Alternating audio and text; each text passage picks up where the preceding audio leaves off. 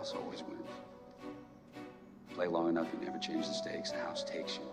Unless, when that perfect hand comes along, you bet big, and then you take the house. Been practicing this pitch a little bit. Did I rush it? Felt like I rushed. That was good. I liked it.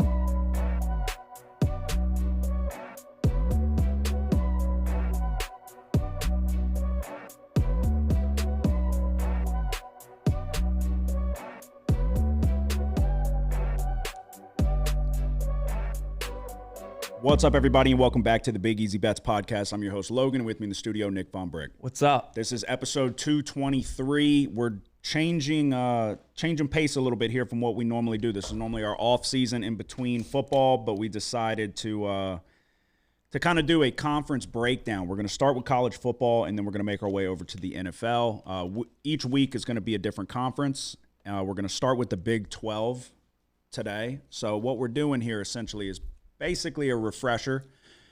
We're going to go through key transfers in and out and win total expectancy. At the end of this, we will give you at least one apiece, a best bet on what we're taking, whether it's a conference champ, over under win total. I guess could be a national champ. I'm not going that far. But so like I said, we're starting with the Big 12. We'll figure out where we're going, which conference we're going to next week. But yeah, we're going to go team by team. We'll probably start Arizona State. We'll work our way down. Before we get to that, hit the like and subscribe button if you don't mind. Not really much that I have to kind of go over. Last time we recorded was the NFL draft. So I figured I would ask, do you want to – we talked about Tyler Shuck and Shedeur Sanders. Do you want to make that bet? I don't know, man. I'm open to it. I didn't see him falling that far. This is the second year in a row. I don't remember. Were you the one who first mentioned Rattler last year when we did that draft episode? Or did I bring him up? I don't remember. It's just funny because we started talking about Shuck. I was like, I kind of like him. We talked about Rattler last year. We both agreed we liked him. Saints draft him. Fast forward to this year, Saints draft Tyler Shuck in the second round, pick number 40. Everybody will tell you it's a terrible pick. I'm not so sure. We'll see what happens, but I firmly believe if you don't have a quarterback, you should do everything in your power to find the quarterback, whether that be drafting 7 of them in the draft. I don't really give a shit because if you don't have one, like, great, you went and got a good guy, but we're still going to lose. He's going to look good and go sign another contract somewhere else until you find a quarterback and we have the means to keep people around.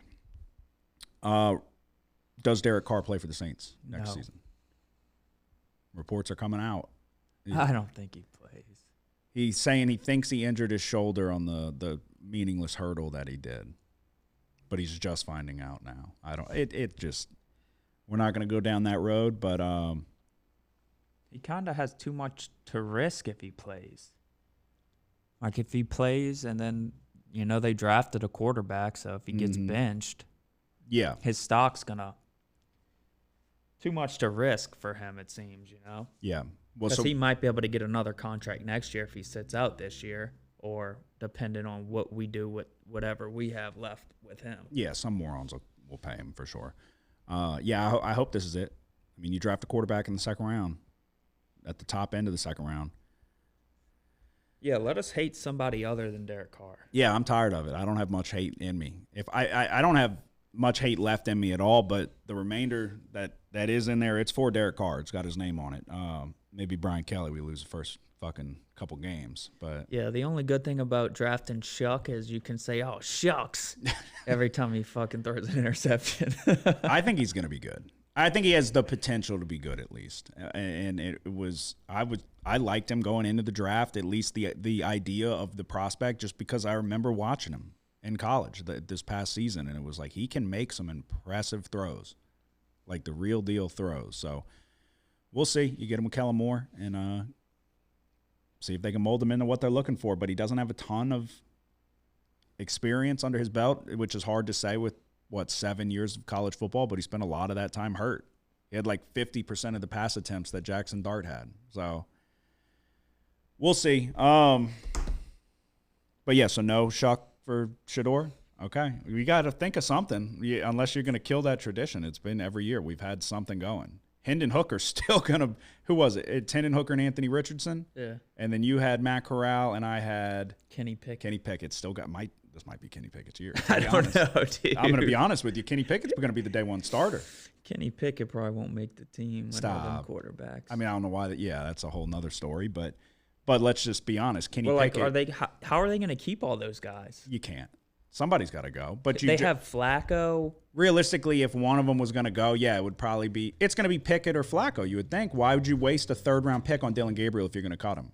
Yeah, and the same. And if they cut Shador, they're not going to cut him. They're going to burn that franchise at the stake. But Kenny Pickett, I mean, night and day better chance to make the Pro Bowl than Matt Corral. Yeah. I don't even know if Matt Corral's still playing football, which makes me hesitant. UFL. That's a sidebar. That makes me hesitant. We're getting off on a tangent here. We'll get to it very shortly, but that makes me hesitant about Jackson Dart. Because Matt Corral was fantastic in that offense. And then Jackson Dart came in right behind him and did the same thing. Yeah, but Matt Corral has mental issues. What do you mean? I think if he had to pass a psych evaluation to get drafted, he wouldn't have. Okay. I didn't know that at the time. Well, what did he do? What did he do something? Yeah, he just quit football. Because of his mental issues? Yeah. Or because he wasn't good enough? No, because I didn't hear. Yeah, he just quit. But you said he's in the CFL. He was on the Patriots. Yeah. Probably going to get a chance to play. And he just stepped away for personal reasons. Okay. That's mental issues in my book. But he lit it up in Ole Miss. So that's what I'm saying. Yeah. It's like I think the book's still out on Jackson Dart. So we'll see. All right. Let's get to it. Hit the like and subscribe button. Again, Big 12 Conference Breakdown. We're going to go team by team, start at the top, work our way down. We're going to have more to say about the teams that we think have a legitimate chance of winning this conference. I would argue that the Big 12 is the most intriguing conference in college football because you have a lot of teams that are carbon copies of each other, in my opinion, and it's anybody's league. We saw it last year. I think Arizona State was projected to be the worst team in the conference. They won it. Went to the college football playoff and were a play away from beating Texas. So that's where we'll start. Arizona State, obviously, Kenny Dillingham is back. They were 11-3 last year, 7-2 in the Big 12. Their over-under win total expectancy going into this season is 8.5. As I just said, they were projected to be the worst team in the Big 12. Fast forward, one play away from beating Texas, who, we all know the difference in preseason projections for those two teams. All eyes are going to be on quarterback Sam Leavitt. Obviously, he's back. Scadaboo went to the NFL, but they do return Jordan Tyson. Both of these guys are projected to go in the first round currently. Arizona State's trying to be the first repeat Big 12 champion since Oklahoma did it in 2006, 2007. You got to fill the shoes of the heart and soul of the team with Scadaboo. They bring in Kanye Udo from Army. I don't know that.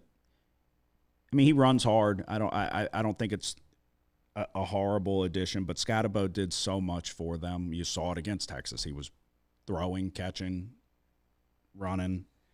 The big issue was at the wide receiver position, especially when Tyson got hurt. They had nobody else past him. That guy had, I don't know what it was, but like 85% of their offensive receiving output. The next guy in line was Scadaboo. So sophomore Jalen Moss has transferred in from Fresno State. They are returning 10 of the top 12 leading tacklers on the defensive side of the ball. That was the weakness of the team. So everybody felt, at least going into the Big 12 championship and then the college football playoff, I thought the defense played better than expected.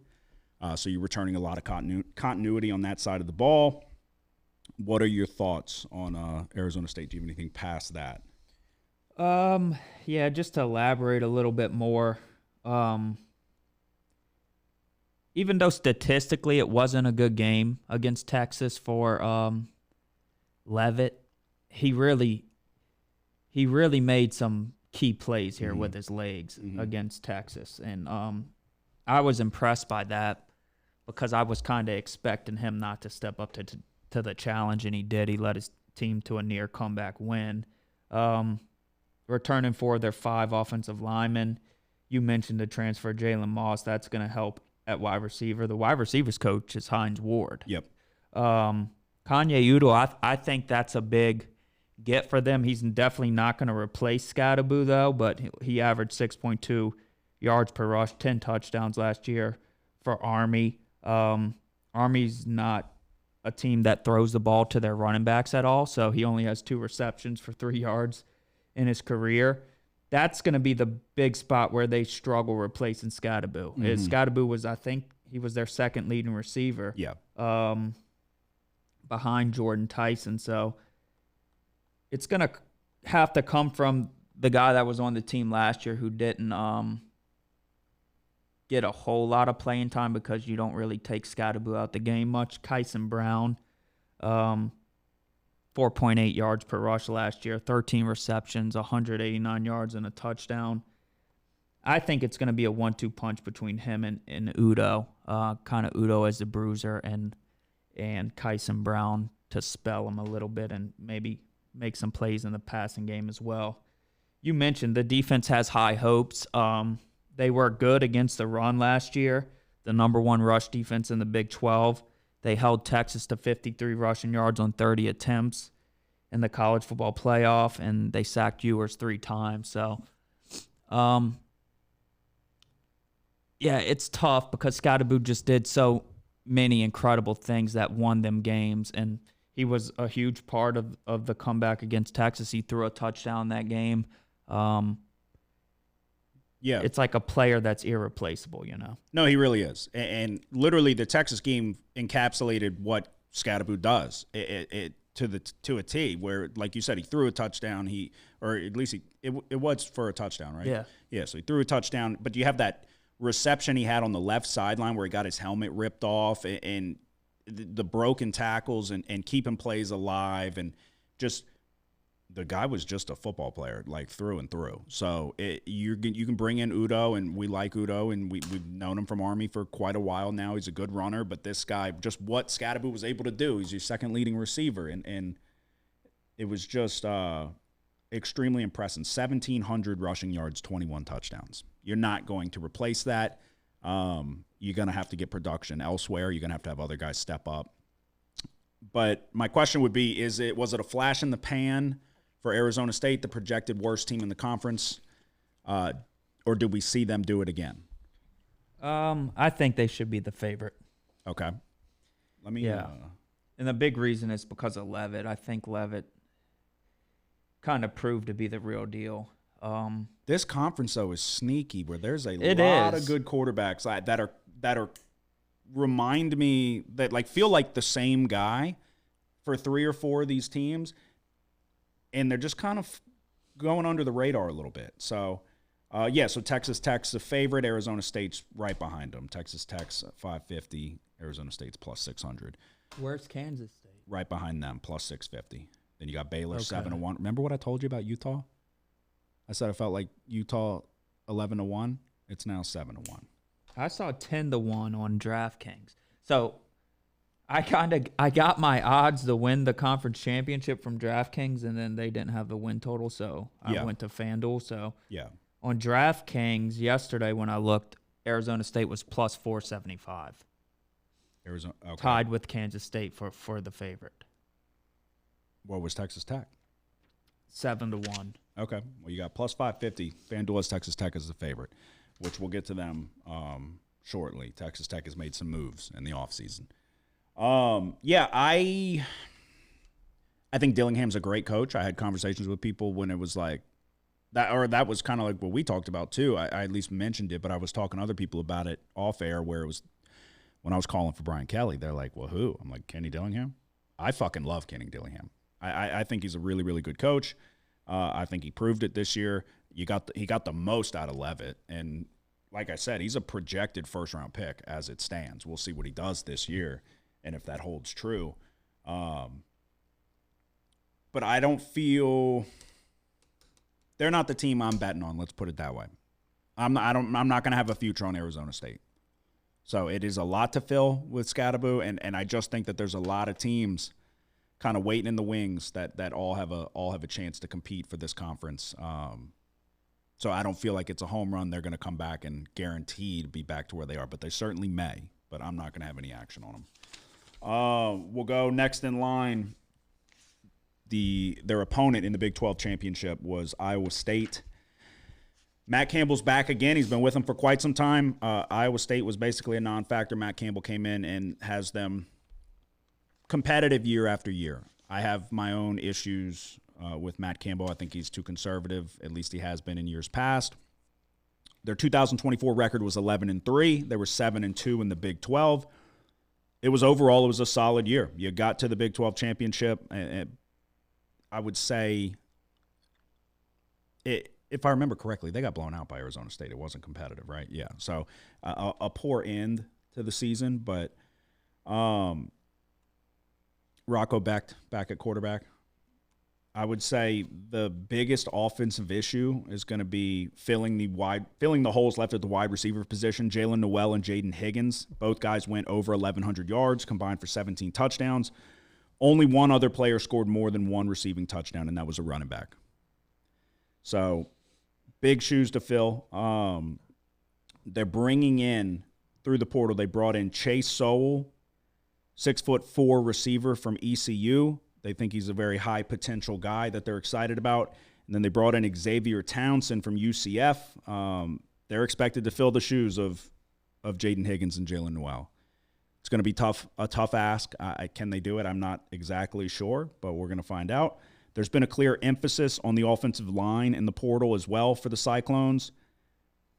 They lose their top two tacklers, Bo Freeler, the safety, and Malik Vernon, but they return two quality corners with Jeremiah Cooper and Jontez Williams on the defensive side of the ball. This is another team.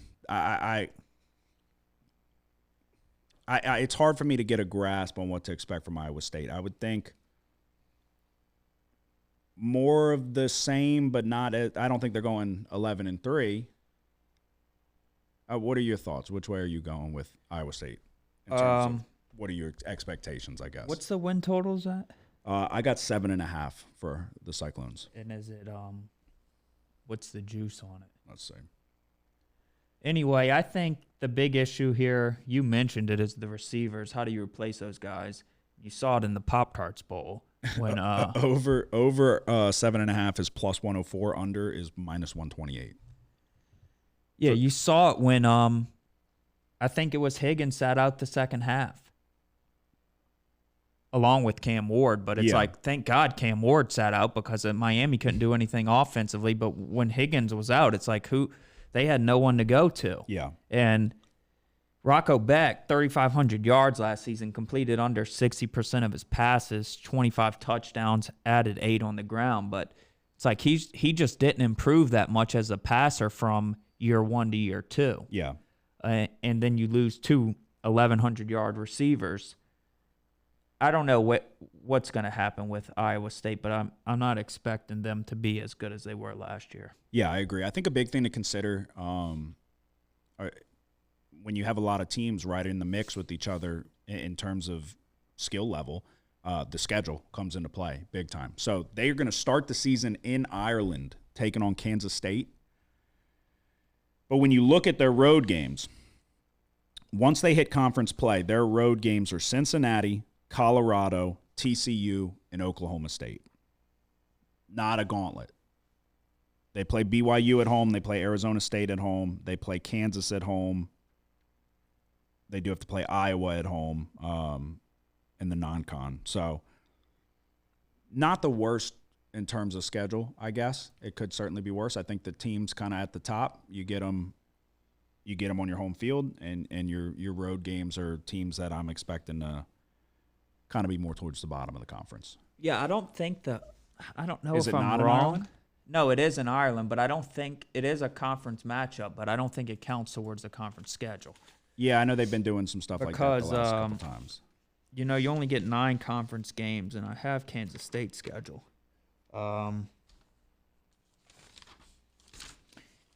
Yeah, that would be 10. So I don't think that first game is going to count towards the conference standings. Okay. Yeah, because their first one would be Arizona on the road, and then, you've got 9, counting Arizona, down the list. Yeah, so Iowa State would be 10. Okay. That's going to be a good game to kick the season off with. I'll tell you that, though. That's what I'm looking forward to.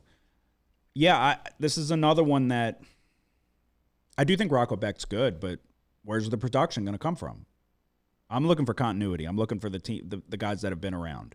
So, yeah, I can't pull the trigger on anything with Iowa State. I think they'll be competitive, like a lot of teams in this conference are going to be. Anybody can beat anybody on any given night in this conference. But, I mean, that's a lot of production to make up for. So I'm not going to have anything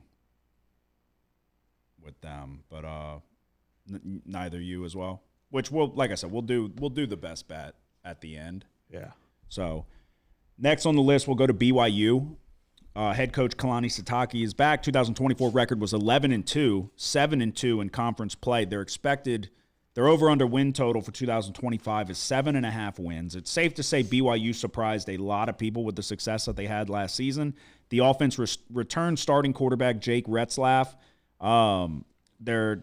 Let's see, can't read my own damn handwriting, but it looks like leading rusher L.J. Martin and leading wide receiver Chase Roberts are back as well with Retzlaff. The biggest question for BYU was 2024 a fluke, or can they duplicate the success? Because they came out of nowhere. They were undefeated what felt like for the majority of the year. And then they were on the right side of a lot of fortunate bounces. I think you bet against them in one game. There was the fluky kick return or punt return. You know what I'm referring to? There was one game. It was a crazy return. All I know is the guy who returned that is no longer with the team. I'm blanking on his name. Yeah, number 11, the white guy. BYU was arguably the best defense in the Big 12, but second leading tackler Harrison Taggart has entered the portal. Third leading tackler Tyler Batty went to the NFL. Speculations that Taggart entered the portal because playing time was going to be tough to come by, just because of some other guys that are stepping up. The main pass rushers return. They got 300-pound defensive tackle Tanu Vasa from Utah to shore up the run defense. So this is kind of one of those, I just kept finding myself not a believer in BYU and kind of thinking that the clock was going to strike 12 on their season. But if you were a believer last year, in large part, it's a lot of the same guys. And they're returning enough guys on the defense that you can expect the defense to be pretty damn good again. Their schedule, easy start, Portland State. Then you got Stanford on the road at ECU. At Colorado, they play West Virginia. You do have to go to Texas Tech, to Iowa State. They play Utah. This is another one that I'm not. What are your thoughts on BYU? Yeah, they didn't do a whole bunch in the transfer portal. Not a surprise. Retzlaff, I'm not the biggest fan of them.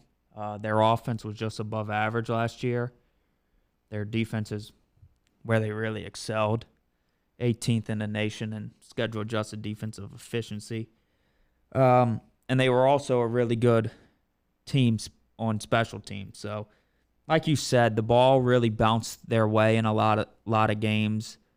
Although I was really impressed with what they did against Colorado in the Alamo Bowl. I don't know. It's kind of tough. I think, they have some spots to fill defensively, even though they were really good. They weren't that good on third down, 86 nationally. It just seemed like a lot had to go their way for them to get to 11-2, and it still wasn't enough to secure a spot in the Big 12 championship game. Yeah. I just don't think they did enough in the portal here to replace some of the guys they lost on defense, especially up front. I don't know. I would expect the offense to be a little bit better, but I think the defense certainly takes a step back here. Yeah. Yeah, and you've got teams in this conference that are making moves and getting better. So, yeah, this is I would expect more of the same from BYU with probably a little less fortunate bounces, and that probably equates to one less win, maybe two, Because the 11 came from the bowl game, so they had a 10-win season, 10-2 in the regular season. You're looking at 7.5 on the win total. Yeah. Yeah, they put it at It's a terrible number, right? Because you look at the schedule, it's just not that tough. You have tough games against Texas Tech and Iowa State on the road, but other than that, you play Utah at home, and that's really your toughest home game. So They just juice the fuck out of it. if you lose all of those, you're 9-3. You got Portland State, Stanford, West Virginia, TCU, UCF all at home. Yeah. They just juice it heavily to the over, -172 if you want to go over. Yeah, because no one's going to want to bet under with that schedule. 7.5. Yeah. Yeah. Okay. So, 4th place in the Big 12 last year was Colorado. Obviously, everybody knows the head coach, Deion Sanders. 2024 record was 9-4. In the Big 12, they were 7-2. Their over-under win total for 2025 is set at 6.5 wins. Arguably the most interesting story in the Big 12 will be how does Colorado respond to losing Shedeur Sanders, Travis Hunter, leading rusher, Augustave, their top 4 leading receivers, which includes Hunter, not to mention outside of the left tackle Jordan Seaton. Every other member of the offensive line is going to be a transfer. 5-star freshman Julian Lewis was the big commit for Prime coming in at quarterback, but then they got Caden Salter in the portal from Liberty. I think it's safe to say 2024 was a disappointing year for Liberty, but Salter specifically. He had 15 touchdowns, 6 interceptions. He had a 56% completion percentage. It's a lot of turnover at critical positions. I mean, literally, Wester's gone, Shepard's gone. Obviously, Travis Hunter's gone. Jimmy Horn's gone. Can we see – I'll tell you what I think. I think Colorado's going to take a big step back here. I think we're going to see more of what we saw year 1 with Colorado as opposed to year 2. What are your thoughts? Yeah, I think it might even I don't know. I think it might be worse, I think it could be, but at 6.5, it sounds like we need to bet the under. It's 110 each way, too. You look at the schedule. They open it with Georgia Tech. Ask Florida State how that goes. Then they play Delaware. They go on the road to take on Houston. They got to go – no, they get Wyoming at home. BYU's at home. They have TCU on the road. Then you got to go you play Iowa State at home. You go to Utah, Arizona at home, to West Virginia. Then you got Arizona State at home and Kansas State on the road. So you finish the season back-to-back Arizona State, Kansas State. It's not the – I mean, if you look at – you would imagine BYU's a loss, TCU's a loss. That's 2. Georgia Tech is very possibly a loss, but we'll get to that later. But you got 2. Iowa State, you would imagine a loss. 3, Utah loss. 4, Arizona State. So definitely 6 losses. And then can Houston, Wyoming, or Georgia Tech or West Virginia, Arizona? But I'm not. This is not one that I have currently, but I am fully expecting to see regression from Colorado, kind of back to what we saw. Like I said, year 1. Again, they did it last year. They're doing it again this year. Completely new offensive line outside of the 5-star that's been with them for a while. But where is the production going to come from? I'm not a huge believer in Salter. Like I just said, I don't think Salter had a good year whatsoever. And I mean, Salter's going to be the starter 100%. I don't know. I wouldn't be surprised if he wasn't. You think Julian Lewis? I mean, I haven't seen any tape. Yeah, it's just a lot. It's a lot to make up for, and I think just losing all their wide receivers, like, come on. Yeah, those guys in Shedeur really hit a lot of the flaws that Colorado had to deal with, and it's easy to throw the ball when you're throwing it to top-notch guys like they had. Yeah, definitely. I think they all went to the NFL. Yeah. So, yeah, you had NFL talent scattered all throughout that field, whether it be 5th, 6th round or not. It's still NFL talent. Yeah, I would lean under on the win total, but again, it's not an official play or anything like that. Do you have anything more with them? No. All right, let's see. All right, then you got Baylor. Head coach Dave Aranda, we know him very well. 2024 record was 8-5. They were 6-3 in the Big 12. Their win total expectancy going into 2025 is 7.5 wins. Baylor ended the regular season winning 6 in a row and then lost to LSU in the bowl game. Dave Aranda's been on the hot seat for a couple years now. I think it's safe to say that this is probably the most critical year for him. It's kind of a now or never situation.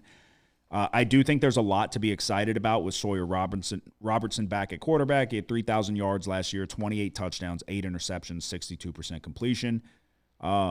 He's the clear-cut starter, so they have stability at the position. Last year, coming into the year, it was DeQuan Finn. The offense is largely the same personnel, but they did add Kobe Prentice, the wide receiver from Alabama. They returned 4 starters on the offensive line from last year, where they put an emphasis on shoring up what was one of the worst units in the Big 12 in 2023. So you got the 4 starters returning. The 5th guy is the right tackle, Caden Siraki. He rotated in multiple spots last year, so he had plenty of experience. He's looking to be the starter going to start the season, though. Defense is a question mark with Baylor. It hasn't been good, and that's really the main thing. Keaton Thomas was the transfer in last year at linebacker. He had 114 tackles. He's an incredible linebacker.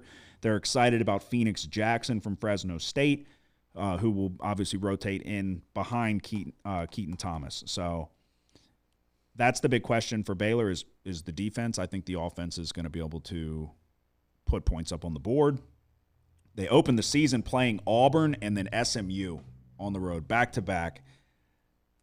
The thing with Baylor, though, is they get Arizona State at home, they get Kansas State at home, they get Utah at home. Their road games in conference play are Oklahoma State, TCU, Cincinnati, and Arizona.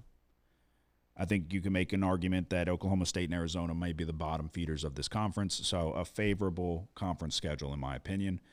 I think Baylor's poised to have a good season. What are your thoughts? Yeah, I think so as well. I mean, you touched on a lot of it. Most of the guys are back from offense, and that was the strength of their team last year. Yep. 23rd in the nation, schedule-adjusted offensive efficiency. The quarterback was good, 28 touchdowns passing, 4 on the ground. They returned a receiver that had 10 reception touchdowns. Mm-hmm. Another one that had 5 touchdowns, and then they get the transfer from Alabama who didn't play much at Alabama, Kobe Prentice. They expect him to contribute as well. And then the big transfers, the running back, Bryson Washington. Bryson, I think his name's Washington. I think he came from Washington State. 1,000-yard rusher as a freshman, 12 touchdowns. Their offense has only gotten better, and then the defense from last year, not what you expect from a Dave Aranda defense. 63rd nationally in schedule-adjusted defensive efficiency, 79th in yards per play allowed.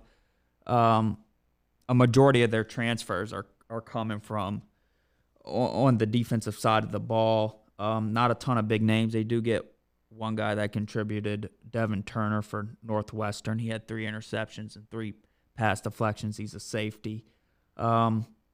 You kind of expect the defense to get a little bit better here. Yeah, I agree. Bryson Washington was. You may have said that or may have misheard you, but he was on Baylor last year. He transferred in last year. Yeah, he was damn good. 12 touchdowns, rushing over 1,000 yards. This is a team that I'm high on. I think Baylor is poised to have a good year. So, but that's like I was saying with this conference. There's a lot of teams. There's a lot of teams that are very similar to each other, especially in my opinion at the quarterback position, where you've got TCU, you've got Texas Tech with Baron Morton, Sawyer Robinson. They all kind of remind me of the same guy. Like I said, I would think it's now or never for Dave Aranda. If you go out and you lay an egg this year, obviously it was his first year they won the Big 12, or they won the Big 12 championship, right? Yeah. And then since then it's been a disappointment, and there's been rumors of him potentially being fired for the last couple years now.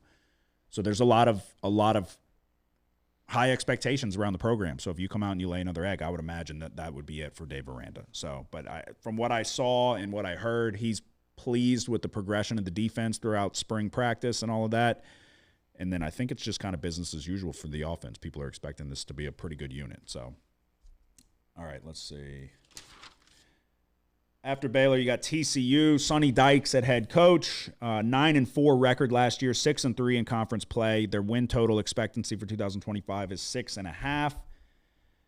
TCU has been unable to get back to the success we saw in Sonny Dykes' first season, but they ended 2024 on a good note, winning 6 of their last 7 games, including a 34-3 win in the bowl game.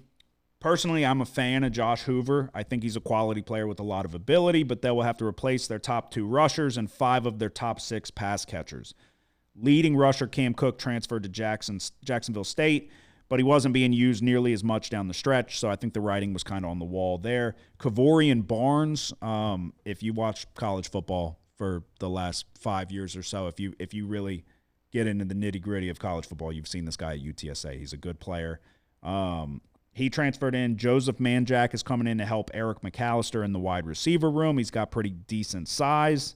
But the guy I think that people are more excited about, or will be at least, is Jordan Dwyer, the Idaho transfer. Last year he had 78 catches, 1,200 receiving yards, and 12 touchdowns. With TCU, it's defense again, and I don't know. They start the year at North Carolina. They have to play SMU as well. They got to go on the road for Arizona State, on the road for Kansas State, on the road for BYU. I'm not touching anything with the. I think it's a tough schedule. I think. Like I said, I like Josh Hoover. I think they'll have the ability to put some points up on the board here. But there was a lot of inconsistencies with Hoover. Yeah. So you got to play all the toughest teams at their home stadium. So I don't know that I'm touching TCU this year. What are your thoughts? Yeah, I agree. You look at, like, when I looked at this, I'm like, TCU was 9-4 last year. Hoover threw for nearly 4,000 yards. Yep. 27 touchdowns. He did have 11 interceptions, but yeah, just remember watching him last year. At times he would look great, and then at times his play was detrimental. So I was on him early in the year, I remember. Yeah. And it was like looking good, and then they fucking. I forget who they were playing that game. It was bad. It was early. It was within like the first 3 weeks. Maybe Stanford. Maybe. Yeah, I don't know. But yeah, I'm not sure. It's like Sonny Dykes and TCU, they were in the college football playoff when it was 4 teams just a couple of seasons ago. And then last year, it's like you kind of thought they had a bad year, but they won 9 games. They were 6-3 in Big 12 play. But yeah, I'm just not sure. I think it's more of the same. I think Yeah. we're going to see a very similar TCU team. I don't think they've done enough to there hadn't been like any home runs in the portal, I guess. I think it's just going to kind of be what we've been accustomed to the last couple of years, and they'll probably be right around the same spot in the Big 12, middle of the pack, upper middle half. So, yeah, we'll see. After them, we have one of the more intriguing teams, if not the most intriguing coming into this season. Texas Tech head coach Joey McGuire. 2024 record was 8-5. They were 6-3 in the Big 12 as well. But their win total sits at 8.5 for 2025. And that is because we are firmly in the NIL era, and some teams are willing and able to play the game more than others, and Texas Tech is both. And it's thanks to billionaire Cody Williams. He sold his multi-billion-dollar oil company, and he said he wants to see Texas Tech win a national championship before they put some type of legislation in place or some rules in place to where you kind of, I would imagine, a salary cap of some sorts. So he bankrolled this entire thing, and he's trying to get Texas Tech to go for broke here. They easily have the best transfer class in the Big 12 and arguably the country. David Bailey, the highly sought-after edge rusher from Stanford, is coming in, and then wide receiver Micah Hudson. They highlight the class. Micah Hudson was committed to Texas Tech, went to A&M for a year, and is now back to Texas Tech. David Bailey was the most sought-after edge rusher, but they also got Romello Height from Georgia Tech, who was previously with USC before that. If you remember Romello Height, we got a good look at Georgia Tech to start the year last year playing Florida State.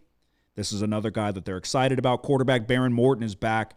Another solid quarterback in the Big 12. He had 3,335 yards, 27 touchdowns, 8 interceptions, 63% completion percentage, and they returned their top 3 pass catchers, but then they add the 5-star Micah Hudson. There's a lot to be excited about with this Texas Tech team. Ton of talented new pieces. When you look at the schedule, they play Arkansas, Pine Bluff, Kent State, and Oregon State to start. So fully expect Texas Tech to be 3-0 going on the road to take on Utah. Then you go play Houston. You got Kansas at home.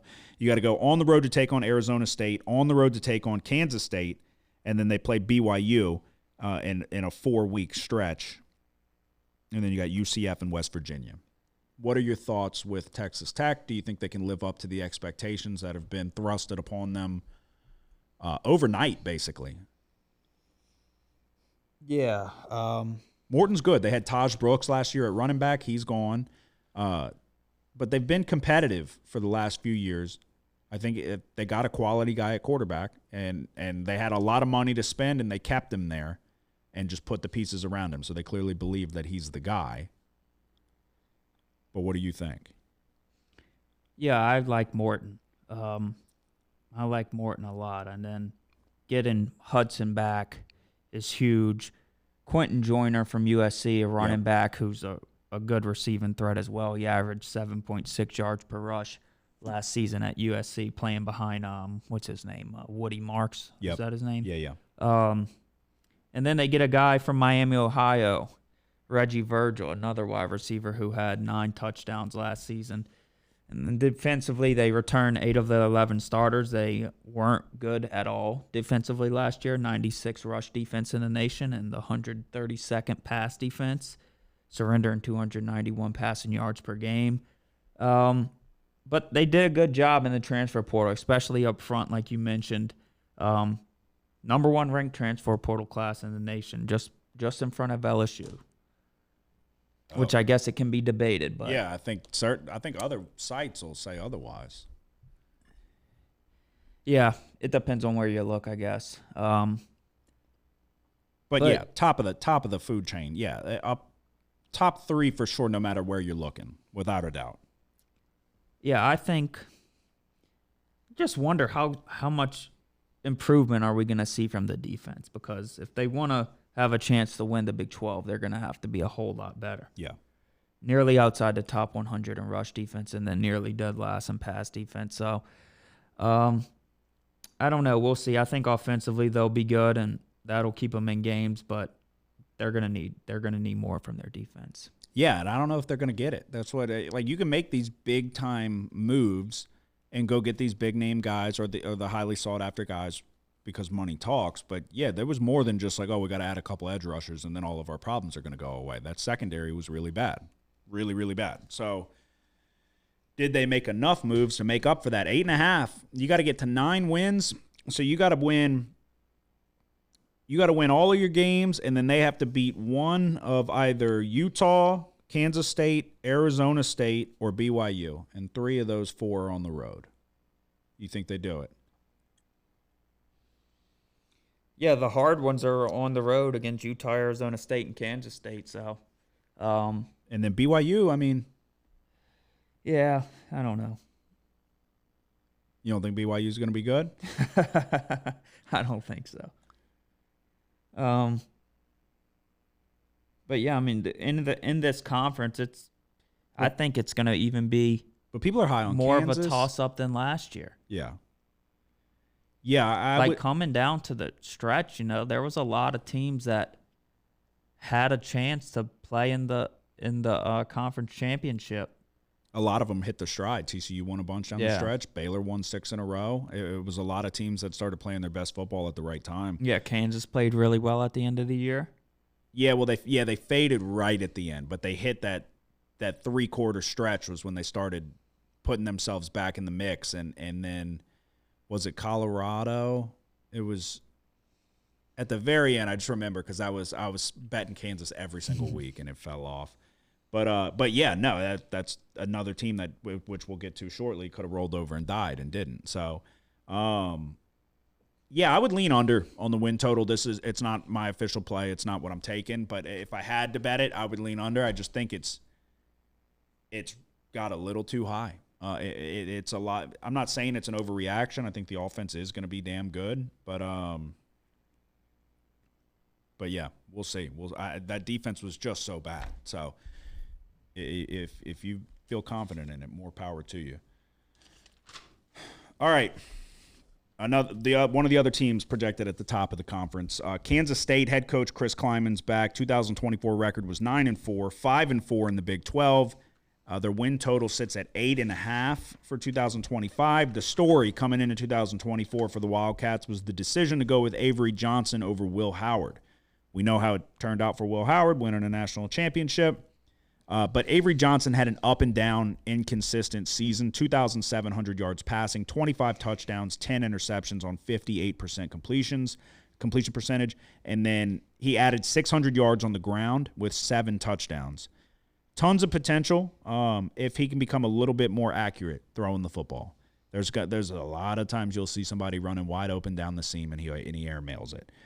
Kansas State bolstered the offensive line in the portal just recently, getting J.B. Nelson from Penn State and Terrence Enos from Pitt. A big loss is the fact that DJ Giddens is on to the NFL. He was the boom to Dylan Edwards' zoom. Giddens had 1,300 rushing yards, 7 touchdowns. They did bring in Joe Jackson and Nebraska transfer Gabe Irvin to try to fill Giddens' shoes, but Dylan Edwards is back, and he's a dynamic playmaker with the ball in open space. Leading receiver Jace Brown is back, but they went and added some size to go with it. 6'2" and 6'5" wide receivers from Purdue and Texas Tech transfers. Leading tackler Austin Romare is back. I think we're going to see a good season from Kansas State. I would like to see them run Avery Johnson more than they did. It was like they wanted to try to develop him more into a pocket passer, it felt like, and then down the stretch they started running him more. What are your thoughts? What do you think they're going to do in 25? Avery Johnson can't throw. But that guy can run. Yeah, I don't think he'll ever be able to throw. So that's that. They'll have to run the shit out of him. He had 7 rushing touchdowns last year. They're going to need him to get twice that many if they want a chance to win the Big 12. I don't think he can throw. The accuracy downfield's terrible, and then the touch on the short passes is even worse, it seems. So, I don't know. I just hold out hope. I'm off of the Avery Johnson train. I just hold out hope that they'll use him to the best of, like how they should use him now. Like, yeah. What are you trying to develop him for? Like, are you trying to win now? Because when he runs, he's a dynamic runner. So it's almost like in my brain I've talked to Chris Kleiman. He's like, we're going to run him more. But I have nothing to go off of other than hope, I guess. But I think if they do run him more, that they can be a threat. And the projected win total's at 8.5. So it's like they clearly are expecting a decent year out of Kansas State. Yeah, I think they're a little bit overpriced, but I like Dylan Edwards a lot. I think without Giddens, he'll be able to be involved a little bit more. He had 7 combined touchdowns last year, 5 rushing, 2 reception. The loss of Giddens is going to be hard to replace an NFL caliber running back. Edwards isn't going to be able to do it on his own. He doesn't have the frame for it, but Joe Jackson, I think he was a true freshman last year, didn't get much playing time, but a little bit, averaged 5.8 yards per rush. He'll probably share the load with Edwards. And then defensively, wasn't a bright spot for Kansas State either. I mean, they had the 85th ranked passing defense nationally. Bringing back some guys, though. They have a decent bit of rotation of pass rushers at tackle. They're a little thin. Linebacker, I think they lost their leading tackler, but they bring back some guys with experience. The biggest concern is the secondary, hence Did they how lose bad. Romare? Um, I'm going to look it up. Sorry. I didn't write that down. I recited that from memory, but Austin, or I said Romaine. Let me see. I thought he led the team in tackles.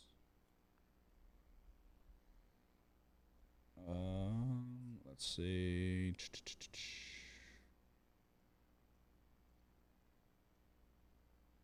Yeah, Austin Romaine led the team in tackles by a wide margin, and he is back. He had 96 tackles. The next closest was VJ Payne, had 64. And Payne's back too? I believe so. Let me see. Yes, he is. Yeah, no, they're returning some pieces on in defense for sure. Yeah, Austin Romaine is back. Yeah, key transfer, cornerback, Marion Fortenberry from South Alabama, a good tackler. Had 6 pass deflections and 2 interceptions last year. I don't know. I'm not sure. I think at times, you look at this Kansas State defense and they were able to create some havoc. Some people listening to this probably watched Kansas State against Tulane, and Kansas State was able to create some havoc there late in the game against what was the guy's name for Tulane? The quarterback. The kid from I can't remember. He transferred out. Yeah, he's gone now. He said, "Fuck y'all, where'd he go? Duke?" Yeah. For a lot of money. Can't believe I can't remember his name, but yeah. But you just look at that game, for example. It's like a true freshman from a non-power school lit Kansas State up. Yeah. And that was a big reason why Kansas State really wasn't in contention for the Big 12 title last year. On top of that, we mentioned it already with Avery Johnson and the inconsistencies passing the ball. I'm just not sure. So you don't think he takes sums up. So you don't think he takes a step, like you just said. You just think he's a bad passer. He's not going to improve. Yeah. Yeah. I agree, because it's like one of those. He's just got those tendencies where it's like, how do you teach him to not airmail a check down by like 6 feet? So I don't know that you can. But they are returning pieces on defense, and they're getting more experience. This will be, I think Romaine's going into his junior season now. So I don't know. I lean the other way. I think Kansas State, like, I think I would take Kansas State over before I took Texas Tech. But I do just like Avery Johnson, so that could be a little bit of that. And I like the uniforms. It's a great purple and silver combo. It's just one of those teams it's hard for me to avoid. I don't know. I bet Kansas State a good bit last year.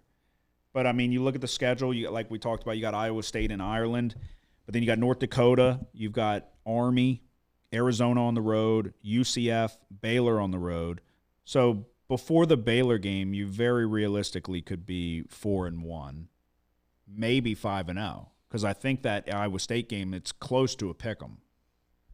If not, Kansas State may be favored. Let me see. I'm going to pull it up real quick. Oh, I'm sorry. Kansas State's favored by 3.5 in that game. So, yeah, judging by that, you very well could be looking at a 5-0 Kansas State going into Baylor. Then you play TCU at Kansas, Texas Tech. So that's a tough 4-game stretch right there. You can get 2 of those. You're looking at what, 7-2? You need 2 more wins between Oklahoma State, Utah, and Colorado. They get it. They get that. I think it's a 9-win team. It's not my play, but who do you think trips them up? I mean, if Iowa State wins, then that kind of throws that out the window. At least the way I just broke it down very quickly. Yeah. Without looking at anything. Yeah, I would lean over. I would lean over here. I think, like I said, it's more probably just wishful thinking that I think that Kleiman's going to use Avery Johnson the way you should, which is let him throw not that often, run him a shit ton, and try to catch him off guard maybe. But yeah, you'd lean under? Or just indifferent? Yeah, just indifferent. Okay. Alrighty, so if you go in order of the standings after Kansas State was West Virginia, we're going to we'll very quickly touch on West Virginia on the back end here. We're going to jump them. We're going to go to Kansas. Lance Leipold's back at head coach. 2024, they went 5-7, 4-5 in conference play, but their win total is sitting at 7.5 wins for 2025. It was a tale of two halves to the 2024 season for Kansas. They started 1-5. You were getting some very, very poor play from Jalen Daniels in the beginning of that season. But when they could have rolled over and quit, they responded by winning 4 of their last 6. And Jalen Daniels returns again for his 6th and final season of college football, but he's going to be without leading rusher Devin Neal, who came to the Saints, and his top 7 pass catchers, if I looked that up correctly. Grimm and Skinner are the highlight that group. They moved on to the NFL. Emmanuel Henderson is the highest-rated wide receiver transfer for Kansas. He was a 3-star guy. He's coming over from Alabama. Bryson Canty has good size coming over for Columbia, and LaShawn Williams is the transfer running back from Iowa that's going to try to fill the shoes of Devin Neal. I struggle to trust this team with just the amount of production that they lost. If if Neal, Skinner, and Grimm were all coming back, I would be all in on this team. Jalen Daniels has the ability, but is he gonna show the consistency, which we have not seen? Because when he's on, he's one of the better quarterbacks in the country, and then when he's off, he's one of the worst. So, and can all the transfers fill the skill position holes? So I'm not so sure. 7.5. When you look at the schedule, Fresno State to start the season, you got Wagner, but then they got to go on the road and take on Missouri. They play West Virginia, Cincinnati at UCF, at Texas Tech, Kansas State at home, Oklahoma State at home, at Arizona, at Iowa State, and then they close out the season with Utah. Probably going to be right around that number, which is why it's sitting at 7.5. It's another one of those teams that lost a ton of production, and you saw a Dr. Jekyll and Mr. Hyde situation with Jalen Daniels that I don't know that I can trust it, at least for a course of a full season. I'm sure we'll find opportunities to bet him throughout the season, but I don't feel confident with anything long term. What are your thoughts? Yeah, I agree. They just lost too much. It was a lot of guys that had been there for a long time too. Yeah, Neal really kind of carried this team at times. You know, they had a really good rushing attack. I think Neal will probably contribute as a rookie for the Saints. So, I don't know. I don't know what Daniels is going to be able to do with these scrubs he's got now. Yeah, I think the guy from Columbia could be good. I just don't know enough about him. I just not enough to feel confident about him to go like, okay, yeah, they're definitely going to, because they had some quality guys, and that's why they moved on to the NFL. So those 3 main guys that I mentioned are all playing professional football now. So yeah, I like Kansas. I hopped on the wagon in a big way, and I can't do it currently. We'll see how it shapes up in the season. Hopefully we can see Jalen Daniels get off. Jalen Daniels, God, why are the names so similar? Hopefully we can see Jalen Daniels get off to a better start and not. I mean, he looked rough to start last season, like real bad. Like 5 interceptions in one game, I'm pretty sure bad. So what we're going to do here is we're going to bypass Cincinnati and Houston. We're going to go to Utah, and we're going to throw Arizona, UCF, and Oklahoma State in that mix of teams we just very quickly gloss over. None of those teams I feel like can really contend in this conference the way it currently sits, but that doesn't mean much because nobody thought Arizona State could contend last season, so we saw what happened there. Utah, head coach Kyle Whittingham is back. 2024 record, 5-7 overall, 2-7 in Big 12 play, 0-4 at home. Their win total sits at 7.5, though, coming into 2025. It was an incredibly disappointing year for the Utes after playing the Cam Rising injury game. Kyle Whittingham has talked about possibly being at the end of his tenure, at least coaching football. It seems like retirement may be looming within at least the next couple years. But this team is going to be much more exciting than they were last year because the biggest offseason move, they're bringing in Devin Dampier. He comes over from New Mexico. If you watched him last year, if you watched a single New Mexico game, God bless you, but this guy stood out, I guarantee it. He played quarterback, not the best quarterback, though, but an incredible dynamic runner with the ball in his hands. He followed his offensive coordinator, Jason Beck. the continuity between the two will be big. Some familiar offense for Dampier. He doesn't have to learn a new system. Running back Naquari Rogers also came over from New Mexico. Nate Johnson is back at Utah. He was at Utah, transferred to Vanderbilt. It didn't go how he was expecting with the Commodores, so he is now back at Utah. This is a guy that it sounds like they're going to use him at the wide receiver position, which is what they should be doing because he can't really throw, but he can run very, very fast. Otto Tia, 6'4" wide receiver, transfer from Utah State. He had 7 touchdowns on 44 receptions last year, so a big body guy for Dampier.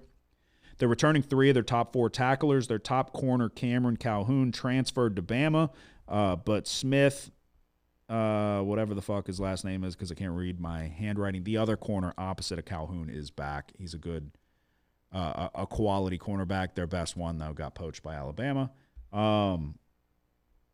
I'm excited to see what Utah does. I think I talked to you about it when they were over, it was 11-1 for them to win the Big 12. I thought that was overpriced. So it's before I got to it though. It seems like it came down. You said you thought you saw 10-1. Yeah. They opened the season playing UCLA. They play Cal Poly at Wyoming. They take on Texas Tech at home. West Virginia on the road, Arizona State at home, BYU on the road, Colorado, Cincinnati, Baylor, Kansas State, and Kansas. What are your thoughts on Utah? I think like I said, I think it's safe to say they're going to be much more exciting. But do you think Dampier can put numbers up on the board in the Big 12? Yeah, we'll see. This is the guy that I was trying to mention earlier when I was talking about Bryson Washington for Baylor. Wayshawn Parker from Washington State as a freshman, 735 rushing yards and 4 rushing touchdowns. That's a big get for Utah because they basically have to replace their whole backfield from a season ago. Mm-hmm. Dampier is going to add to that rushing ability. I mean, we saw it with Cam Rising. Cam Rising was a threat with his legs when he wasn't basically supposed to be in a wheelchair trying to play football. Yeah. All 5 starters from the O-line, that's huge. I think Utah kind of goes back to their roots here, and pounds away at teams and kind of trust their defense. Their defense was the only bright spot from a year ago. They had absolutely zero help from their offense. They do have some guys to replace up front. Linebacker, though, they still have some production. I think Utah lost their top tackler. DB corner is more of a concern than safety.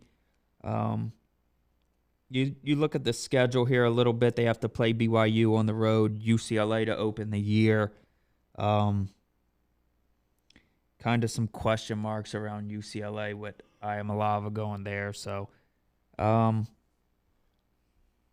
don't know. I love when a team returns their guys up front, Oh, yeah. And I love Dampier. You kind of revamp the backfield with 2 transfer running backs and then Dampier who can also run. So I don't really know how much Dampier's going to be forced to do with his arm, Yeah, I agree. I think because even Rising wasn't that great, He wasn't like a guy that had NFL type talent when it came to throwing the football. There's a lot of lollipops and stuff, Yeah, I think they're going to maul people in the trenches and beat people up, and then he'll hit you deep on a play action here and there.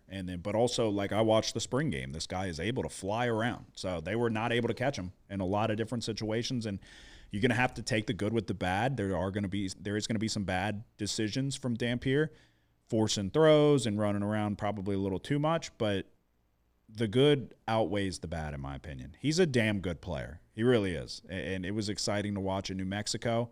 I think it'll translate. I think that he's in a good system, or at least you got your OC coming over, but I think Kyle Whittingham's a good coach. I saw an article ranking the Big 12 coaches. They had Whittingham down towards the bottom. I disagree with that. So, but the defense is going to be good again. So I think you add in that, like you said, they got zero help from the offense. That's going to change. And what capacity remains to be seen, but it is going to go up. That's for sure. So, yeah, I like Utah this season. You agree? Yeah. Alrighty, let's see. All right, we'll quickly go through UCF. Scott Frost is back at UCF. We saw him with his stint at Nebraska. Now he is he was at UCF, went to Nebraska, didn't go well. He's back at UCF. 2024 was not a good year for them. It looks like Taven Jackson is going to be the quarterback, transfer from Indiana and Tennessee. 16 of the 22 projected starters are going to be transfers. I don't have much. That's pretty much all I have. Their win total 6.5. I don't know how you feel great about UCF. Like, if you're like, wow, I think they're going to have a good year, I'd love to hear why. I just think there's going to be a couple years to try to get back to what Scott Frost wants to do with this team. A lot of new faces coming in. Do you have anything on them? Yeah, I don't expect much from him. This guy played for, came in when Rourke got hurt. Yes, I believe so. Yeah, they also have Cam Fancher. From Marshall? Previously played at Marshall and then Florida Atlantic last year. Yeah. Conda's gotten worse as a quarterback as his college career has progressed. Fancher, you're saying? Yeah, his best days were at Marshall. It looked like he had potential. Yeah. Yeah. So then you got Houston. Willie Fritz, second year with Houston. Connor Wegman, former 5-star recruit, was at A&M, got hurt a bunch of times, got benched a bunch of times. He now lands at Houston. I think it's a good spot. Lesser expectations. Their win total expectancy sits at 5.5. It's a relatively easier schedule for Houston. I don't have a ton on them because I don't think they're going to be a spectacular team. Their defense was decent last year, and then LSU said, give us your fucking best safety. Thank you very much. And I don't have much on this team. I do think Wegman is one of those – he has enough potential that it's like he could have a quality season with Houston. I think it's a good get for Willie Fritz. This was a team that down the stretch last season I was paying more attention to and betting on a little bit here and there. I think Willie Fritz is going to have them moving in the right direction. It's just how much can you do at a Houston program. Anything on them? No, I mean, Wegman's talented. I think he's just a little bit on the dumber side of player to be a quarterback. Yeah. You know, you just but you don't have to be as smart when you're at Houston as you do. The guy from last year is still there too, right? Was it Donovan Smith? He Zion Chris. Right. Well, he was with Baylor, right? No, he played for UL 2 years ago. Yeah, that's interesting. And then because I think he's good. You're right. Donovan Smith started, but then got benched for Chris, and he's good. But yeah, he makes dumbass bad decisions. But 8 interceptions last year. He's got potential, and he'll drive you down to the red zone, and then they'll condense the field, and then he'll throw it to the wrong team. But he has potential. He does. I'm interested to – I'll keep an eye on that quarterback battle unless they've already anointed Wegman the starter, but I know they got him. I would imagine – I don't know. Like I said, I'm telling you, the reason. Wegman's been injured and Wegman's been benched, so he was the reason I kind of hopped on Houston here and there. Maybe bad decision with the 8 interceptions, but when you watch him play, you're like, okay, this kid has fucking potential. Cincinnati head coach Scott Satterfield, 2024 record was 5-7. They had 5 straight losses to end the season. Brendan Sorsby is back at quarterback. He has potential, but he hasn't been consistent. The win total sits at 6.5. For 2025, completely new wide receiver room. Caleb Goody is one of those guys that has potential. I'm not touching the Cincinnati team. Cincinnati's that team that I find myself where I'm like, this is the week, bet them. And then they fucking suck again. I'm not a fan of Scott Satterfield and Sorsby. I'll just never forget last year some of those interceptions he threw. He threw one of the worst pick sixes and one of the most critical situations of the game that I just can't. I can't do it. He's another one of those Big 12 quarterbacks, though, that remind me of like he has potential. He'll go out and he's slinging the ball around the field, and then he'll have 2 or 3 drives where it's like, what the fuck just happened? So I don't like Satterfield. I really don't. It's been a love-hate, more hate than anything relationship with Cincinnati for the last like 2 or 3 years now, and I'm not doing it again. So Do you have anything on them? No, not really. Yeah, all of these teams, like I said, these are the teams. I got 3 more. These are the teams that I don't think are going to contend in the conference this year. So, West Virginia, Rich Rod is taking over the reins for the Mountaineers. The win total sits at 5.5. Quarterback Nico Marshall, however you want to pronounce it, he filled in a couple spots when Garrett Green got hurt and did not look bad. He looked solid with the limited opportunities that he had. I just don't know that they lose their running back. I'm blanking on where he went. Maybe Ohio State, C.J. Donaldson. Maybe Ohio State. He was like their best player though. I don't know that there's much to really be excited about with this Mountaineer team this season. Give Rich Rod a couple years. We'll see what he can do. He came over from Jacksonville State, if I remember correctly. So we'll see. Oklahoma State, Mike Gundy's back. He fired both offensive and defensive coordinators. 2024 was a terrible year. The win total sits at 5.5 for 2025. They have 4 transfer linemen expected to start. They were one of the oldest teams in the country last year. Did not go well at all, and so that naturally means you're going to have a lot of turnover. You'd have to imagine Mike Gundy's got to be on the hot seat here after what happened. Ollie Gordon's gone. You got to fill those shoes. Bowman, who played for like a decade, it felt like, he's gone. Do you have any thoughts on Oklahoma State? You were kind of talking about it before we started recording. You were saying you think they could potentially get back on track a little bit. Like last year, the expectations were high, and they didn't win a conference game. Now expectations are low. You think I feel like they kind of flipped the script here on people. I don't know. I think Oklahoma State might have a few upset wins in them here. Although, I look at their roster, I'm like, who are these guys, Yeah. I don't even think – Gundy probably haven't even met him yet. Yeah, he's probably So then last team before we get to the best bets, Arizona. Brent Brennan's back. 2024 was – an underwhelming year, 4-8. Their win total sits at 5.5 for 2025. Noah Fafita is back at quarterback. One of the transfers that caught my eye was Luke Wysong from New Mexico. Devin Dampier's number 1 target. Surprised that he didn't follow him to Utah, but maybe that leads you to believe that they've got better wide receivers there. I'm not expecting much out of Arizona. I don't think Fafita looked good last year. And he had the first wide receiver off the board, unless you want to count Travis Hunter. But Tet McMillan, he had a very good option to throw the football to, and he did not have a good year. So I'm not high on Arizona. I'm not expecting much. What are your thoughts? Anything? Yeah, I agree. Okay. So, those were the bottom feeders: UCF, Houston, Cincinnati, West Virginia, Oklahoma State, and Arizona. I'm interested to see what Houston can do. I think Willie Fritz is a good coach. They've got talent at the quarterback position. We'll see what they can do.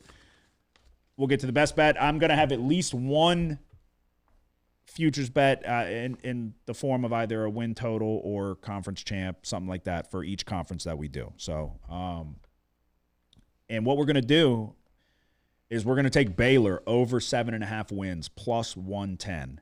Their non-conference is tough to start.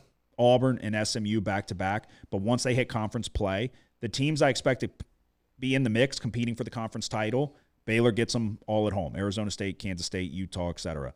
They don't have to play Texas Tech, who's going to be a popular pick for a lot of people in the Big 12 with what they've done in the NIL and all of that, and a quality quarterback. So they get to avoid Texas Tech.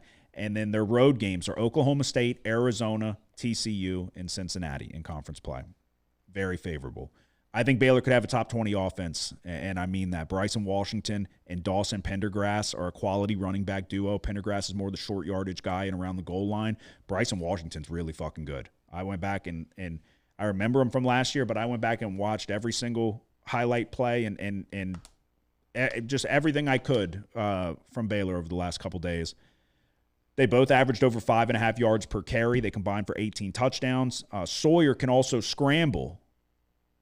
Robertson, the quarterback, can also scramble as well, and that's kind of doesn't get talked about enough, is his ability to make things happen with his legs. So he adds another option out of the backfield.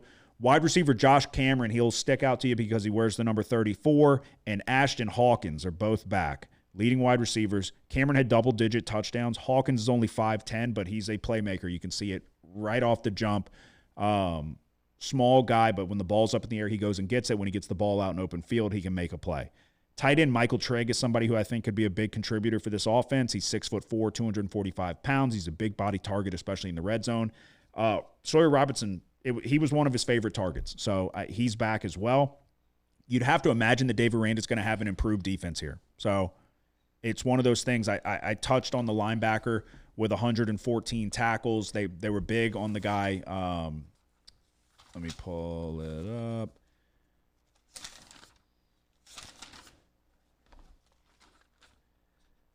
Keaton Thomas had 114 tackles last year, but like I said, they brought in Phoenix Jackson from Fresno State. I think they have enough to work with in the secondary that, like I said, you'd have to imagine that Dave Aranda is going to at least get them to be a formidable defense. They've not been so the last couple years. But I think this offense is going to make up for a lot of any issues with the defense. I think the offense is going to be able to go toe-to-toe with just about anybody.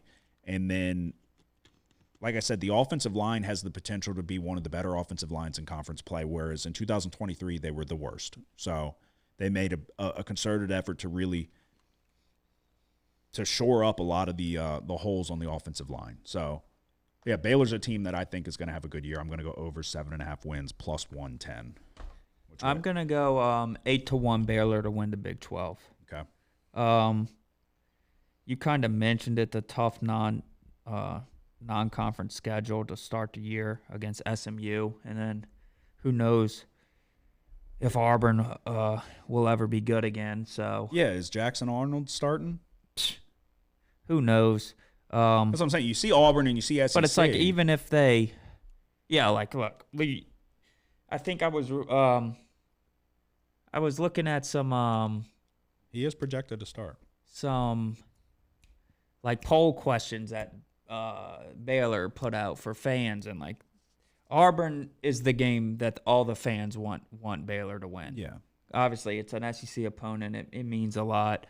But really, if they could beat SMU, that'd be a much bigger win. So. Oh, yeah. But even if, they go 1-1 or they even lose that, then, the conference is still in play. I think this year we kind of thought it might be last year, but, you ended up with a 2-loss Arizona State Big 12 Conference champion. I think it could be a 3 or 4 loss champion this year. So I'm going to go Baylor 8-1. Okay. Yeah, I mean, you look at Auburn and Baylor in the look ahead, it's a 1.5 point spread. Yeah. It's not like Auburn's projected to come in and run them out the building or anything. It's an SEC team, but you've got Jackson Arnold. Did you watch Jackson Arnold last year? I think this Baylor team, I'm telling you, this offense is going to be good. It's going to be good.